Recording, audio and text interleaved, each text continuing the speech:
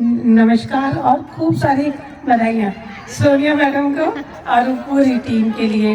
मैं तो पिछले साल भी मैंने यही कहा था और अभी भी हम लोग ये चाहते हैं कि जो जूनियर बच्चे हैं, जो अब आगे जाने वाले हैं, सबसे पहले तो उनका बेस तैयार करना बहुत ज़रूरी है। अगर हमारी नींव अच्छी है ना, तो फिर बिल्डिंग तो अपनी मजबूत हो ही जाएगी। तो भाई मेरे से अभी कुछ लोगों ने पूछा, दीदी मैंने कहा भैया शांति अपने घर के पास में शांति शांति है। तो बहुत बहुत बधाई दीदी पूरी टीम को। और सबसे अच्छा बात हम बताते हैं, हम लोगों ने इतने स्कूल भी देखे हैं। ये हमारे बड़े वाले हैं, ये नमस्ते करो, ये सात्विक शुक्ला, नमस्ते। सात्विक शुक्ला, ये भी हमने जूनियर स्कूलों में भेजे, लेकिन स्वानिक का जो विकास हुआ है उसके लिए आपको बहुत बहुत धन्यवाद और खूब सारी बधाइयाँ।